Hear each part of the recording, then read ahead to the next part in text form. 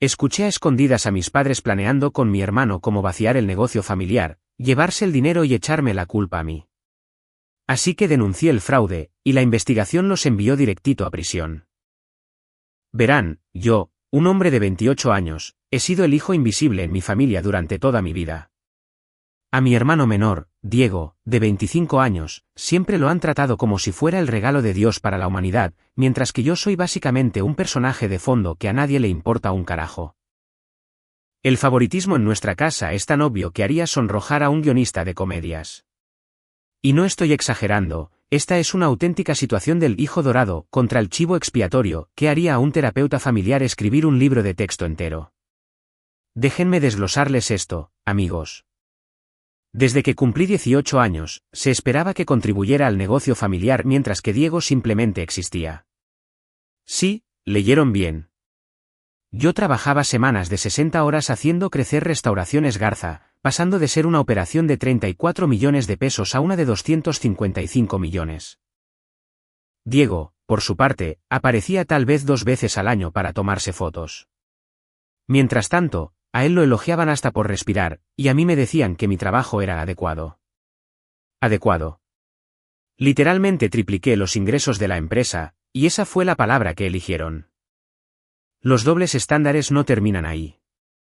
Cuando me gradué de la preparatoria con honores mientras trabajaba medio tiempo en el taller, mis padres dijeron, «Qué bien», y volvieron a planear la fiesta de graduación de Diego. Olvidando, por supuesto, su promedio de 6,0 después de 5 años por haber reprobado 2 materias. Cuando conseguí nuestro cliente más grande hasta la fecha, el contrato del Museo Villaseñor por 51 millones de pesos a lo largo de 5 años, papá le dijo a Diego, «Buen trabajo haciendo contactos en la última reunión de la junta». Diego literalmente nunca había conocido a nadie de ese museo. Yo hice todo el trabajo. Yo hice todas las llamadas. Yo manejé 3 horas de ida y 3 de regreso para las reuniones. Y él se llevó todo el crédito. Todavía recuerdo una vez en la preparatoria en la que estuve en el cuadro de honor todos los semestres durante 4 años seguidos. ¿Saben qué hicieron mis padres para celebrarlo? Nada. Literalmente nada. Mientras tanto, a Diego le compraron un coche por aprobar su examen de manejo al tercer intento. Un coche nuevo porque, aparentemente, operar un vehículo a un nivel de competencia básica después de múltiples fracasos merece una recompensa de 255,000 pesos. Pero la excelencia académica solo merece un, «qué bien, cariño». La Navidad siempre fue un completo chiste en nuestra casa también. La pila de regalos de Diego llegaba hasta el techo, las últimas consolas de videojuegos, la mejor ropa, cualquier cosa por la que hubiera estado lloriqueando durante los últimos 6 meses. ¿Mi pila? Lo que estuviera en liquidación, tal vez una camisa de franela si tenía suerte, y ocasionalmente algo realmente útil para mis proyectos. Regalos prácticos, decía mamá, con esa mirada presumida como si mereciera una medalla por comprarme guantes de trabajo, mientras Diego desenvolvía una laptop nueva. El problema es que Diego era tan malo como mis padres, a su propia manera. Era un mimado, egoísta y presumido por su estatus de hijo dorado. Me lo restregaba en la cara constantemente. Mamá me dijo que sí a mí, pero probablemente te diría que no a ti, sonreía con burla cuando éramos niños. O rompía mis cosas por accidente y luego se hacía el inocente cuando yo me enojaba. Una vez, tomó mi radio vintage restaurado, algo en lo que había pasado 6 meses trabajando, y lo dejó bajo la lluvia. Cuando me enojé, mis padres me dijeron que necesitaba ser menos materialista. En cambio, cuando accidentalmente pisé la agujeta de Diego y se tropezó, me castigaron durante una semana. Descubrí desde muy joven que nadie en esta familia me respaldaba, excepto yo mismo. Así que me callé, mantuve la cabeza agachada y me partí el lomo trabajando. Conseguí mi primer trabajo real en el taller cuando tenía 16 años. Ahorré cada centavo. Empecé a aprender todo lo que pude sobre cómo manejar el negocio. De todos modos, no necesitaba su validación. O eso me decía a mí mismo cada noche cuando los escuchaba reír con Diego en la planta baja mientras yo estaba solo en mi habitación. Por cierto, mi cuarto siempre fue el más pequeño de la casa. El del final del pasillo que solía ser un closet de almacenamiento antes de que lo convirtieran para mí. La habitación de Diego era el doble de grande y tenía su propio baño. Cuando pregunté si podíamos cambiar de cuartos a los 13 años, mamá me dijo que debería estar agradecido de tener una habitación. Eso resumió prácticamente toda la experiencia de mi infancia. Papá llevaba a Diego a los partidos de béisbol, a las exposiciones de autos, a todas esas cosas de padre e hijo que ves en las películas. A veces yo pedía ir con ellos. La respuesta siempre era, a la próxima, campeón, o esto es algo de Diego. Esa próxima vez nunca llegó. Nunca hubo algo de Mateo. Solo estaba yo, en el garaje, enseñándome a mí mismo cómo arreglar cosas porque nadie más iba a enseñarme. Pero aquí es donde mi abuelo entra en la historia, y esto es importante. El abuelo Ramón fue el único que realmente me vio. Irónicamente, era el padre de mi papá, un exmecánico del ejército y un amante de los autos de la vieja escuela que podía desarmar un motor con los ojos vendados si era necesario. El hombre era una leyenda con cualquier cosa mecánica. Mientras mis padres estaban ocupados echando porras en los mediocres juegos de béisbol de Diego o obsesionados con su vida social, yo estaba en el garaje del abuelo aprendiendo a reconstruir carburadores y reemplazar transmisiones. Esos fueron los únicos días en los que sentí que a alguien le importaba un carajo. Tienes algo especial en esas manos, muchacho, me decía mientras trabajábamos codo a codo en cualquier proyecto que tuviera entre manos. Tu padre nunca tuvo la paciencia para estas cosas. Siempre demasiado ocupado persiguiendo el próximo ascenso, el próximo gran negocio. Sacudía la cabeza como si no pudiera entender en qué se había equivocado con su hijo. El abuelo veía a través del favoritismo de mis padres. Una vez, cuando tenía 15 años, mis padres olvidaron mi cumpleaños. Lo olvidaron por completo. No fue un lo celebraremos después. Se olvidaron. Realmente olvidaron que el 15 de marzo era un día que existía y que tenía un significado. Recordaron, eso sí, que Diego tenía una fiesta a la que ir ese día y toda la familia tuvo que llevarlo. Mi mamá incluso dijo, tu cumpleaños es mañana, ¿verdad? Lo celebraremos el próximo fin de semana. Ni siquiera me compraron un pastel. El próximo fin de semana tampoco llegó. Simplemente nunca se volvió a mencionar. Cuando el abuelo se enteró de lo del cumpleaños, se puso furioso. Esa noche apareció en nuestra casa con un hermoso set de herramientas de precisión al que le había echado el ojo durante meses en la ferretería. Feliz cumpleaños, muchacho, dijo lo suficientemente alto como para que mis padres lo escucharan desde la cocina. Algunas cosas valen la pena celebrarlas como se debe. La expresión en el rostro de mi padre no tuvo precio, mitad avergonzado, mitad molesto de que su propio padre lo estuviera exhibiendo. Cada Navidad, cuando abría esos regalos prácticos de mis padres, calcetines, útiles escolares, lo que fuera, el abuelo me pasaba a escondidas algo de calidad, en su mayoría, herramientas que todavía uso hoy en día. Un año, mis padres incluso se quejaron al respecto. Mi mamá tuvo el descaro de decirle, no necesita que lo mimen, Ricardo. Una broma, como si un set decente de llaves inglesas fuera equivalente a la nueva consola de videojuegos que Diego acababa de desenvolver. El abuelo simplemente le sostuvo la mirada como si estuviera diciendo tonterías. Reconocer el talento no es mimar, es invertir. Luego me guiñó un ojo. Cuando cumplí 20 años, al abuelo le diagnosticaron Parkinson. Noticias terribles. Obviamente, ya no podía trabajar en los autos. No podía hacer las cosas que lo hacían sentir vivo. Pasé tanto tiempo con él como pude, incluso cuando mis padres se quejaban de que estaba descuidando mis obligaciones familiares, lo que significaba que no estaba disponible para cubrir las constantes ausencias de Diego en el taller. Antes de que el abuelo falleciera hace 3 años, me apartó durante una de mis visitas. Sus manos temblaban mucho para entonces, pero sus ojos seguían igual de afilados. No confíes en tu padre, me dijo. He visto cómo mira a la empresa. Como si solo fuera dinero esperando a ser gastado. Prométeme que protegerás lo que construimos. Se lo prometí. En ese entonces no sabía cuán importante se volvería esa promesa. Ahora, aquí está la parte que necesitan entender sobre Restauraciones Garza. El abuelo fundó la empresa en 1965 sin nada más que un garaje de una sola bahía y su talento para hacer que los autos viejos funcionaran como nuevos. para cuando enfermó demasiado como para seguir trabajando, había crecido hasta convertirse en un taller de 16 espacios con 31 empleados, contratos con museos y coleccionistas en 3 estados de la República, y una reputación de calidad que tomó décadas construir. Cuando el abuelo se enfermó demasiado para dirigir las cosas, mi papá tomó el mando. Y ahí fue cuando las cosas empezaron a cambiar. No fue obvio al principio, solo pequeñas cosas. Pedidos de equipo que no cuadraban. Proveedores de los que nunca había oído hablar. Gastos que parecían más altos de lo normal. Le mencioné algo a mi papá y me dijo que me enfocara en mi trabajo y dejara de jugar al contador. Así que eso hice. Fue el error más grande de mi vida. Durante los siguientes 3 años, me sumergí en el trabajo pesado mientras mis padres y Diego se encargaban de la parte administrativa. Reconstruí motores, restauré clásicos, capacité a nuevos chicos, conseguí clientes y gestioné relaciones comerciales. La empresa seguía creciendo, y me decía a mí mismo que eso significaba que todo estaba bien. Fui un estúpido. El mes pasado, todo cambió.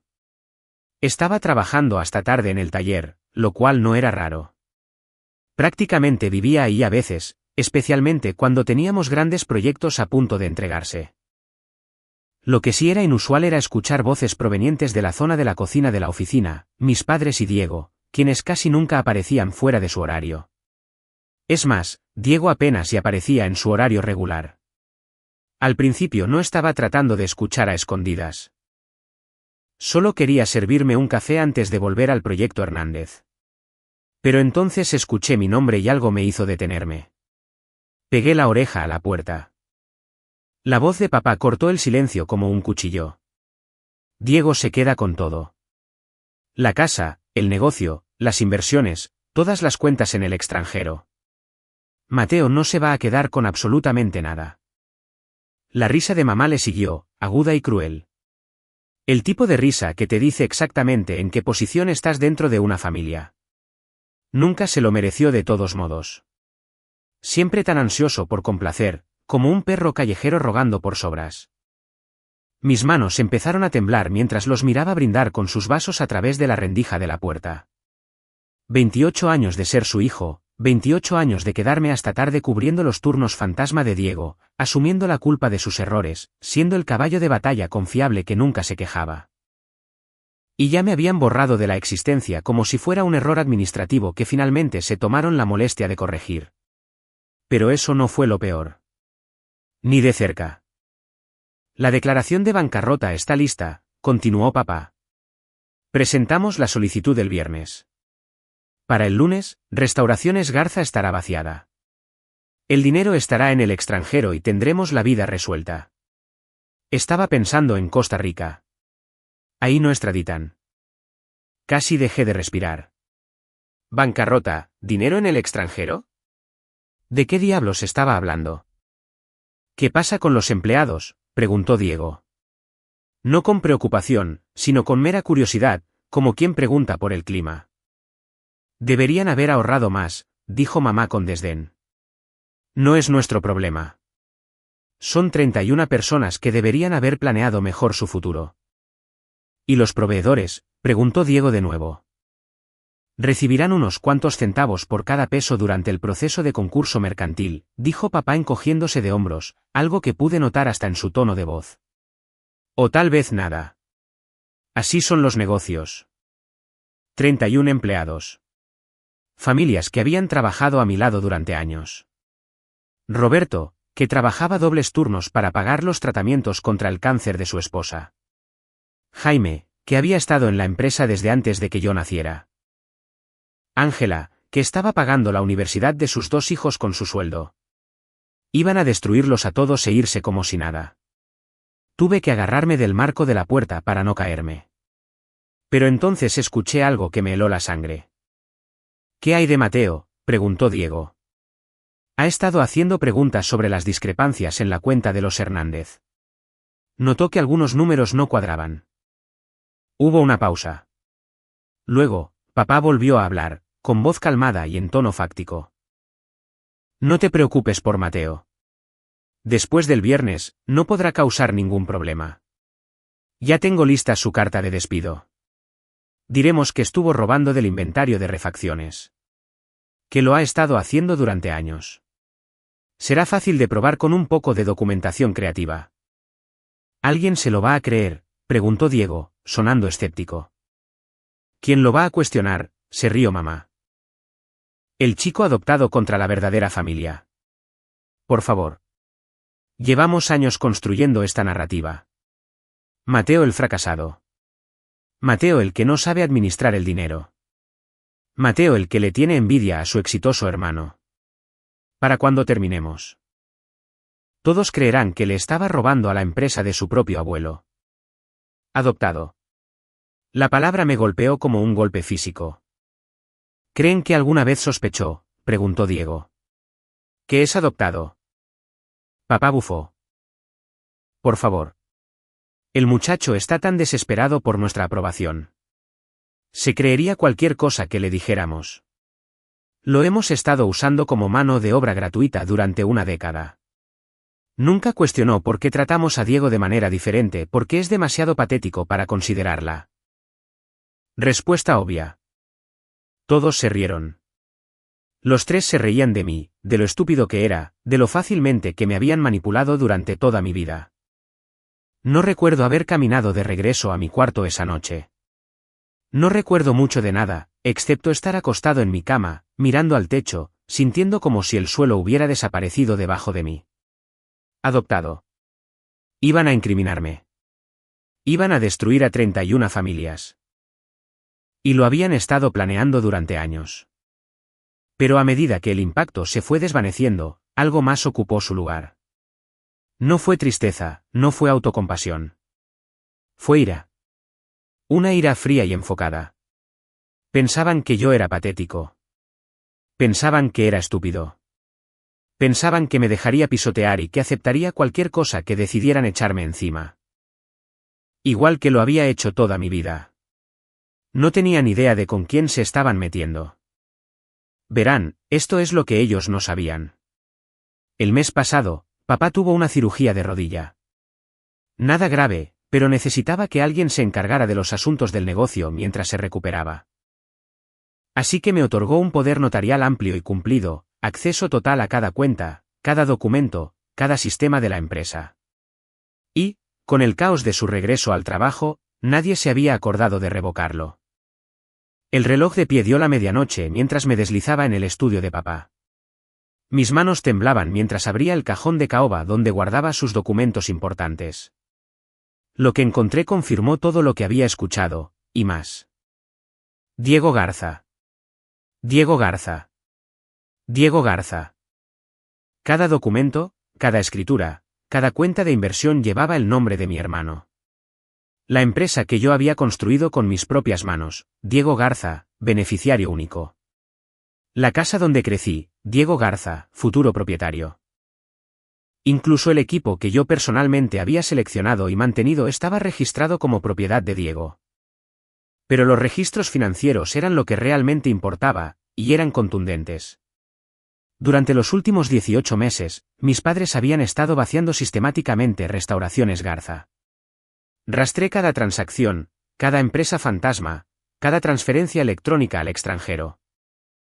Empleados fantasmas en la nómina, personas que no existían, cobrando salarios que iban directamente a cuentas ocultas, casi 6,800,000 pesos solo en el último año. Contratos inflados con proveedores con comisiones ilegales desviadas a empresas que mi papá controlaba en secreto. Otros 34 millones de pesos en compras de equipo que se facturaron 2 o 3 veces en diferentes categorías del presupuesto. La misma computadora de diagnóstico, supuestamente comprada 6 veces. Reclamos de seguros falsos, reparaciones fantasmas, depósitos de clientes que nunca llegaron a las cuentas reales. 136 millones de pesos. Le habían robado 136 millones de pesos a la empresa que construyó el abuelo, y planeaban llevarse el resto antes de declararse en bancarrota. Y escondido detrás de todos esos documentos financieros, había un folder manila etiquetado como Confidencial 1999. Adentro estaba mi certificado de adopción. Mateo Garza, adoptado por Ricardo y Gloria Garza. Fecha de adopción, 15 de marzo de 1999. Tenía 3 años cuando me acogieron, y nunca me lo dijeron. Ni una sola vez en 25 años. Le tomé fotos a todo, cada documento, cada correo electrónico en el disco compartido detallando su plan, cada confirmación de transferencia bancaria, cada factura falsificada. Luego encontré los correos electrónicos sobre mí específicamente. Mateo está sospechando. Preguntó sobre las discrepancias en la cuenta de Hernández. No te preocupes, ya preparé la documentación para incriminarlo. Recibos con fechas atrasadas, firmas falsificadas en reportes de gastos. Después del viernes, Mateo enfrentará cargos por desfalco mientras nosotros tomamos cócteles en la playa. Perfecto. El casito de caridad malagradecido por fin recibe lo que se merece. Casito de caridad. Eso era lo que pensaban de mí. El hijo que habían adoptado y al que luego habían pasado 25 años resintiendo por no ser su hijo real. No dormí esa noche. Tenía demasiado que hacer.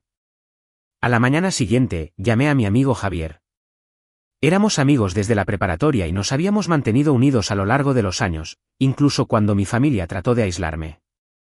Se había convertido en un abogado corporativo. Un tipo inteligente, con buenos instintos y, lo más importante, alguien en quien podía confiar. Necesito verte, le dije. Es urgente. Y trae cualquier papeleo que necesites para establecer un fideicomiso de protección. Cuando le mostré a Javier todo, la evidencia del fraude, el plan de bancarrota, el complot para incriminarme, el certificado de adopción, su rostro pasó por unas 17 emociones diferentes en 30 segundos.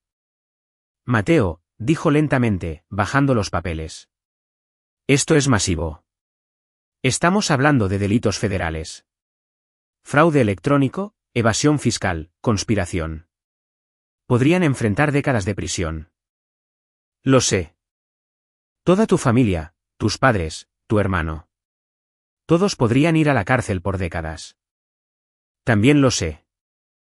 Me estudió el rostro por un largo momento. ¿Qué quieres hacer? Lo miré directamente a los ojos. Quiero salvar la empresa, proteger a los empleados y asegurarme de que mi familia enfrente las consecuencias de lo que han hecho. Javier asintió lentamente, como si hubiera esperado esa respuesta. Entonces tenemos unas 60 horas antes de que presenten esa solicitud de bancarrota. Pongámonos a trabajar. Durante las siguientes 48 horas, ejecutamos un plan que habría enorgullecido al abuelo. Primero, aseguramos los activos. Usando mi poder notarial, que seguía siendo válido, transferí 204 millones de pesos, todos los activos líquidos que tenía la empresa, a una cuenta de fideicomiso protegida, estructurada específicamente para beneficiar a los acreedores y empleados. Completamente legal. Estaba actuando para proteger a las partes interesadas de un proceso de quiebra fraudulento. Eso no solo es legal, es una responsabilidad fiduciaria. Javier me guió en cada paso, se aseguró de que cada documento estuviera debidamente presentado, cada transferencia debidamente autorizada. No tomamos atajos. No hicimos nada turbio. Hicimos exactamente lo que la ley exige cuando descubres un fraude corporativo. Segundo, Javier reportó las transacciones sospechosas a la División de Delitos Financieros de la FGR. Esta vez no fue anónimo. Fuimos en persona, nos sentamos con un agente federal y expusimos todo lo que había encontrado. Resulta que ya habían estado vigilando algunas de las cuentas offshore de mis padres en una investigación independiente. Mi documentación era la pieza del rompecabezas que les faltaba. Tercero, y esta fue la parte que realmente me importaba, contactamos a los empleados más antiguos. Me reuní con ellos en una cafetería a 8 kilómetros del taller, en territorio neutral. Jaime Mendieta, quien llevaba 30 años en la empresa, Ángela Torres, quien manejaba nuestro departamento de refacciones como un general, David Covarrubias, jefe de nuestra división de pintura, Susana Valdés, gerente de la oficina, quien me enseñó el lado administrativo cuando apenas empezaba. Y Roberto Salinas, nuestro guardia de seguridad nocturno, el que me dejaba entrar al edificio a las 2 de la mañana sin hacer preguntas. Ellos ya sabían que algo andaba mal. Resulta que habían estado documentando sus propias sospechas durante meses. Transacciones extrañas que no podían explicar, equipo que se suponía que llegaría pero nunca lo hizo, empleados fantasma que nunca habían visto. Solo que no sabían en quién confiar. Cuando les mostré lo que había encontrado, cuando les conté sobre el plan de bancarrota, sobre las cuentas en el extranjero, sobre las 31 familias que mis padres planeaban destruir, la sala se quedó en silencio. Entonces, Jaime Mendieta, este rudo mecánico veterano que me conocía desde que yo era un adolescente, me miró a los ojos. Tu abuelo me contrató cuando yo tenía 19 años, dijo. Me dio una oportunidad cuando nadie más lo haría. Me enseñó todo lo que sé. Lo vi construir esta empresa de la nada, y que me lleve el diablo si dejo que su hijo la destruya. Uno por uno, todos prometieron su apoyo. Ángela con sus hojas de cálculo de transacciones sospechosas. David con los registros del equipo que existía en papel, pero nunca en el taller. Susana con copias de firmas falsificadas que había notado pero que tenía demasiado miedo de reportar. Roberto con grabaciones de seguridad que mostraban a Diego sacando archivos a altas horas de la noche. Por primera vez en mi vida, tenía un ejército respaldándome. Personas a las que realmente les importaba. Personas que vieron mi valor cuando mis propios padres nunca lo hicieron. La explosión ocurrió el jueves por la mañana. Yo estaba en la sala de descanso fingiendo leer una revista y tomando mi tercer café cuando Diego irrumpió por la puerta. Su traje de diseñador estaba arrugado, su cabello despeinado. El chico de oro claramente había tenido una mala mañana. Tú, me señaló. ¿Qué hiciste? Levanté la vista con calma. Buenos días a ti también, Diego. ¿Café? No juegues conmigo. Las cuentas están congeladas. Las transferencias no pasan. Papá lleva 2 horas al teléfono con el banco y no dejan de decir algo sobre una orden de protección de fideicomiso. ¿Qué hiciste? Dejé la revista a un lado y le di un sorbo lento a mi café. Suena a que alguien ha estado administrando los activos de la empresa de manera responsable. Ya sabes. Eso que se suponía que tú debías haber estado haciendo todos estos años mientras solo aparecías para tomarte fotos. Se puso morado del coraje. No tenías ningún derecho. En realidad, tenía un poder notarial. Autoridad legal total. Y cuando noté algunas irregularidades en las finanzas de la empresa por una suma de unos 136 millones de pesos, tomé medidas para proteger a los acreedores y a los empleados. De nada.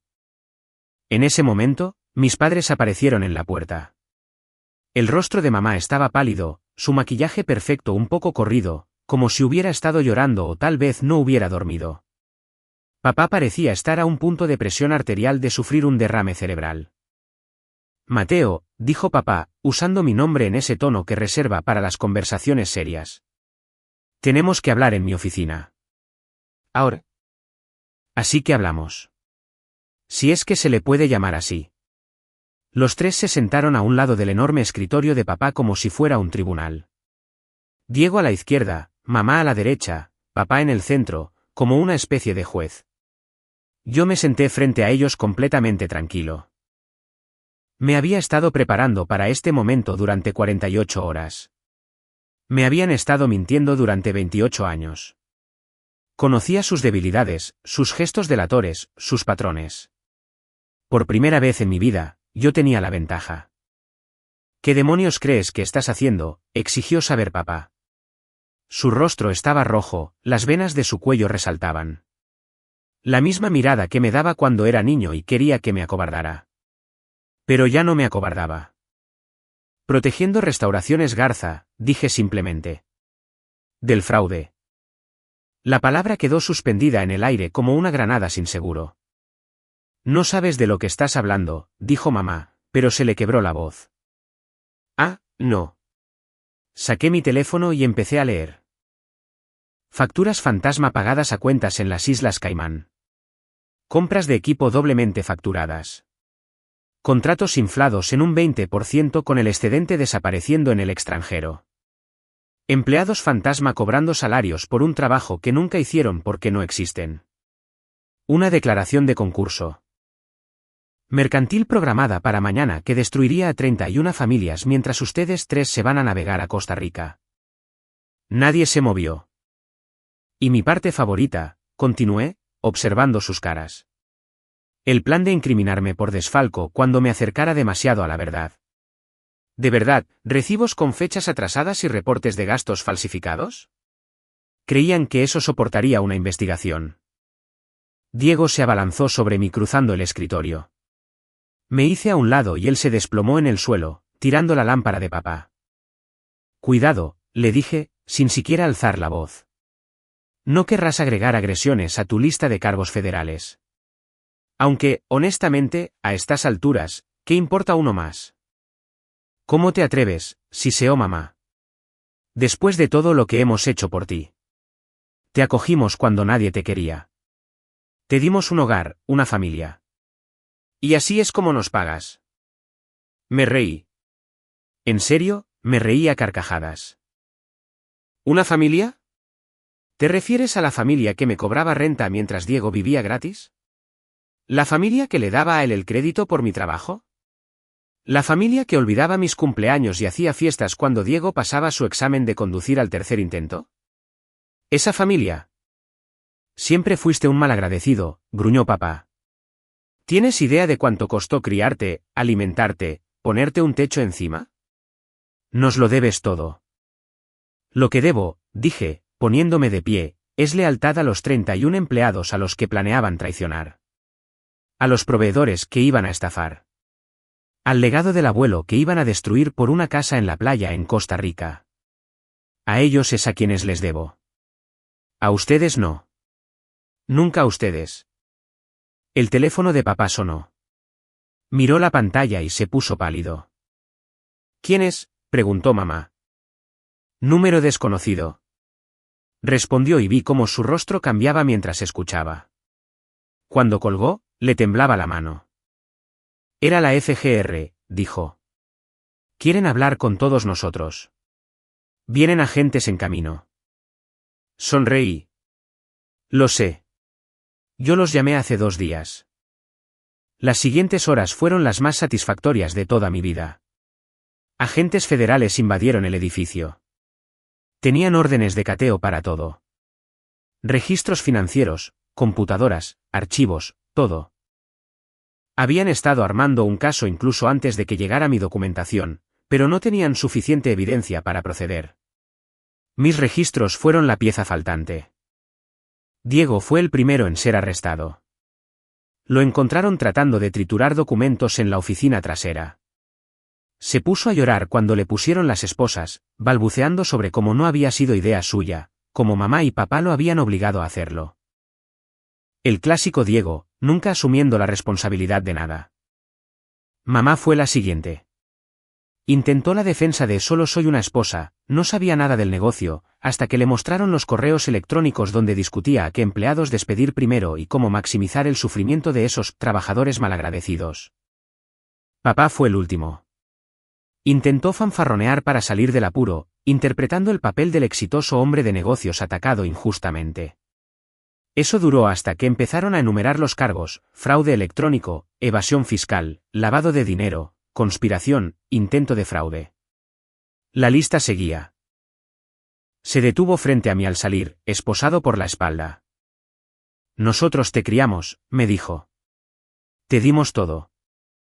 Me dieron sobras, respondí. Y luego intentaron quitarme incluso eso. El abuelo construyó esta empresa con integridad. Tú la destruiste con codicia.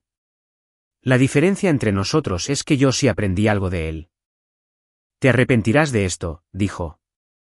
Y había verdadero veneno en su voz. La sangre es más espesa que el agua, muchacho.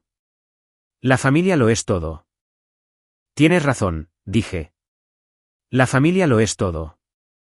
Por eso estoy protegiendo a la familia que realmente importa. Las 31 personas que construyeron esta empresa mientras tú estabas demasiado ocupado robándoles. Lo metieron en la patrulla. Nunca lo volví a ver fuera de un juzgado. Ahora, aquí es donde se pone realmente interesante. ¿Recuerdan que mencioné el testamento del abuelo? Resulta que había más de lo que nadie sabía. 2 días después de los arrestos, recibí una llamada del abogado del abuelo, el que había manejado su patrimonio. Me pidió que fuera a su oficina por un asunto urgente. Resulta que el abuelo había sospechado de la codicia de su hijo durante años. Había visto cómo me trataban mis padres.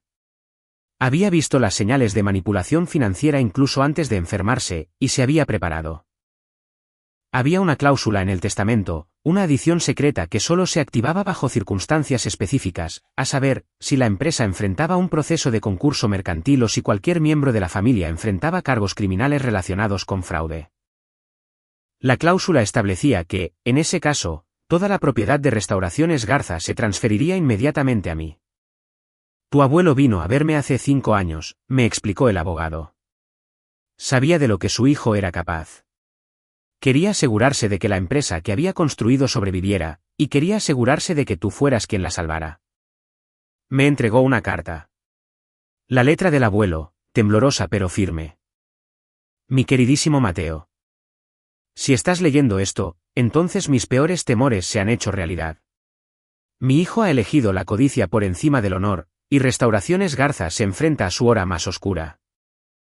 Te he visto crecer, pasando de ser ese niño asustado que tu tía Patricia trajo a nuestra puerta, a ser un hombre de integridad y fuerza.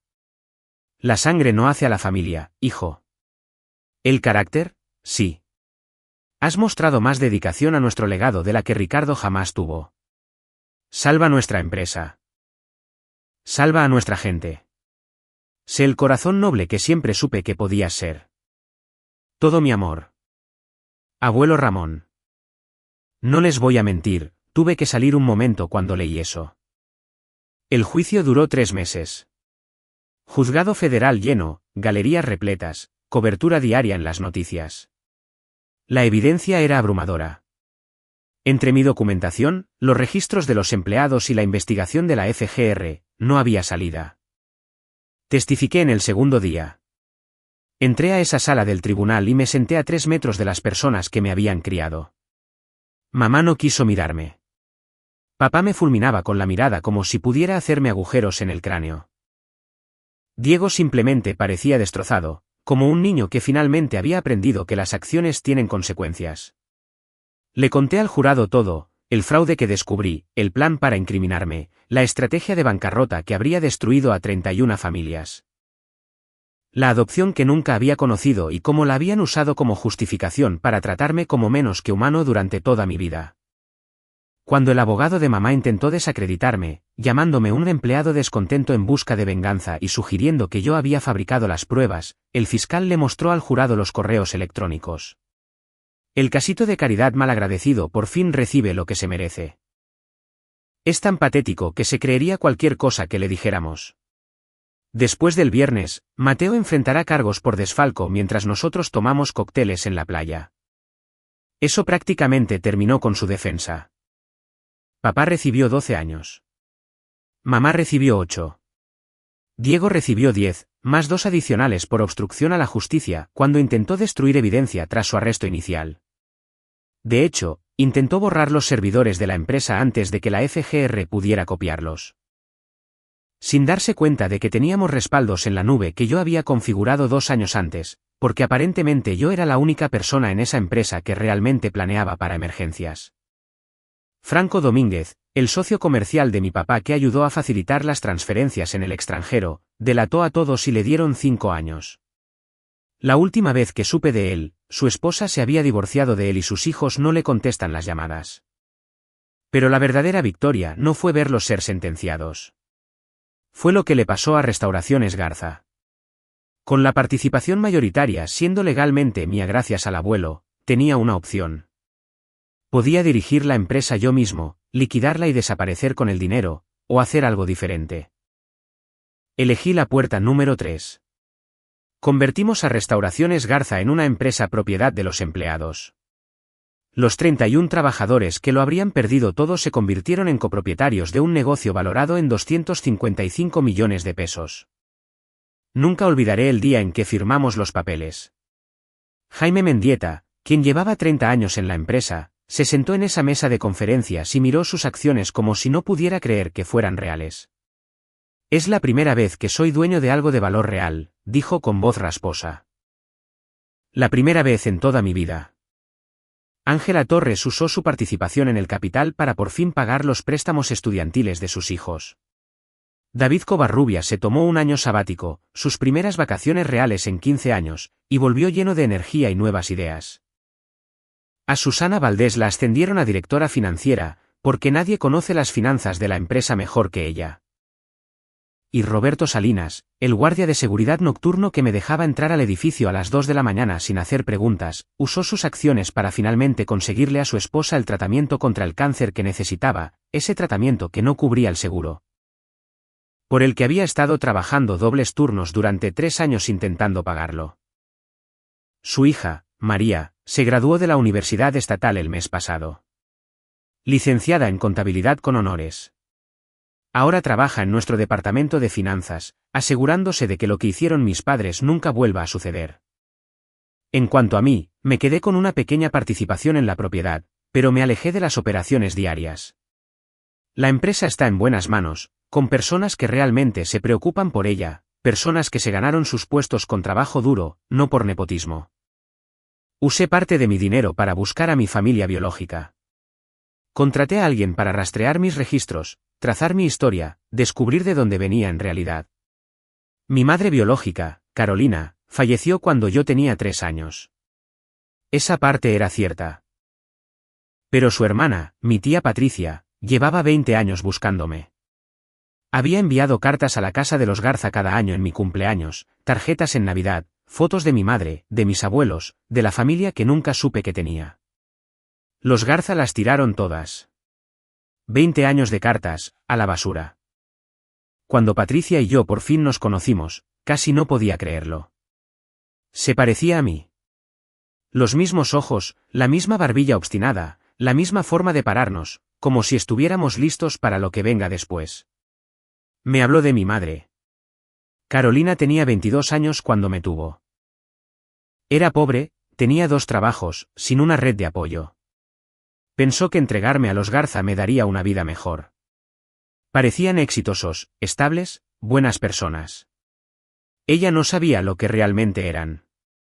Nadie lo sabía. Patricia ahora tiene fotos de mi madre sosteniéndome de bebé, de mis abuelos maternos que fallecieron antes de poder saber que yo existía, de una familia que sí me quería. Actualización, 6 meses después. Restauraciones Legado, nuestro nuevo nombre, acaba de reportar el mejor trimestre en la historia de la compañía. Los ingresos subieron un 23%. Aparecimos en 3 publicaciones de la industria como un modelo a seguir en propiedad de empleados. Pero aquí está la verdadera actualización que ustedes quieren escuchar. El martes pasado recibí una llamada del agente Martínez, de la FGR. Resulta que mis padres habían estado intentando llevar a cabo una estafa desde dentro de prisión. Habían convencido a un viejo socio para que los ayudara a ocultar activos que los federales no encontraron durante la investigación inicial. Una bodega en Nuevo León con cerca de 3,400,000 pesos en efectivo y unos bonos al portador que el abuelo había comprado allá por los años 80. El socio se acobardó y contactó a las autoridades. Ahora mis padres se enfrentan cargos adicionales. Papá se enfrenta a otros 5 u 8 años agregados a su sentencia. Mamá enfrenta de 3 a 5. Diego intentó hacer un trato testificando contra ellos nuevamente. El fiscal se rió en su cara y lo echó de la sala. Aparentemente, la excusa de mis padres me obligaron a hacerlo no funciona 2 veces. Pero esperen, se pone mejor. ¿Recuerdan a Franco Domínguez, el socio comercial que delató a todos y que fue liberado por buena conducta el mes pasado? 2 días después de salir, se presentó en Restauraciones Legado pidiendo trabajo. Jaime Mendieta fue quien lo recibió en la puerta y le dijo, no contratamos a personas que le roban a sus empleados. Franco intentó argumentar que ya había pagado su deuda con la sociedad. Jaime le recordó que María Salinas tuvo que posponer la universidad 2 años por lo que él ayudó a hacerle a la pensión de su padre. Franco se fue y no ha vuelto. Hace 3 semanas, recibí una carta certificada de un despacho de abogados en Monterrey. Resulta que mi madre tenía una póliza de seguro de vida que los Garza habían estado cobrando durante 25 años. Habían falsificado documentos para convertirse en los beneficiarios después de que Carolina muriera. Patricia y yo los estamos demandando para recuperar esos fondos. Nuestro abogado dice que es un caso fácil de ganar. Los Garza van a tener que devolver cada centavo, más intereses. Lo donaremos todo al Fondo Conmemorativo Carolina Chávez. Hablando de eso, la semana pasada otorgamos nuestras 2 primeras becas. A un chico llamado Marcos, del sur de la ciudad, que quiere ser mecánico de diésel, y a una chica llamada Jenny, cuyo papá trabajó en Restauraciones Legado durante 15 años antes de fallecer. Becas completas para ambos, escuela técnica, herramientas, gastos de manutención, todo. Patricia lloró cuando entregamos los certificados. Honestamente, yo también. Ah, y una cosa más. El mes pasado, estaba revisando algunos de los viejos papeles del abuelo que Patricia había guardado. Encontré una carta que le escribió a mi madre biológica allá por 1999, justo después de la adopción. Intentó contactarla, intentó asegurarse de que estuviera bien, de que supiera que me estaban cuidando. Los Garza interceptaron la carta y nunca la enviaron. Pero el abuelo se guardó una copia. Le prometió a Carolina que cuidaría de mí, que se aseguraría de que yo creciera sabiendo que era valorado, que me protegería de su hijo si alguna vez llegaba el momento. Mantuvo esa promesa. Incluso desde la tumba, la mantuvo. Actualización final. Alguien preguntó qué pasó con la casa en la que crecí. La FGR la incautó como parte de los bienes decomisados. Salió a subasta el mes pasado. La compré. No para vivir en ella. Dios, no. Demasiados malos recuerdos entre esas paredes. Se la doné a una ONG que proporciona vivienda temporal para jóvenes adultos que salen del sistema de acogida. Jóvenes que cumplieron la mayoría de edad y tuvieron que salir del orfanato sin tener a dónde ir. Chicos como yo lo hubiera sido si los Garza no me hubieran acogido. La organización la rebautizó como la Casa Ramón Garza en honor a mi abuelo. Hay 6 jóvenes viviendo allí ahora, recibiendo capacitación laboral y apoyo de habilidades para la vida, aprendiendo que sí importan, que a alguien le importan un carajo. El primer residente se mudó hace 3 semanas. Un chico llamado Tomás, de 19 años, que salió del sistema de acogida sin nada más que una bolsa de basura con su ropa. Ahora está trabajando en Restauraciones Legado, aprendiendo a restaurar autos clásicos. Jaime Mendieta lo tomó bajo su ala. La semana pasada, Tomás me preguntó por qué había hecho todo esto, por qué compré la casa, empecé las becas y le di trabajo. Le dije la verdad. Alguien lo hizo por mí una vez, un abuelo que me vio cuando nadie más lo hizo. Ahora es mi turno de pasar la antorcha. Asintió, como si entendiera. Luego volvió a trabajar en un Camaro 1969 que estamos restaurando para un cliente en Jalisco. Buen chico. Me recuerda a mí mismo a esa edad. Hambriento, decidido, listo para callarle la boca a todos.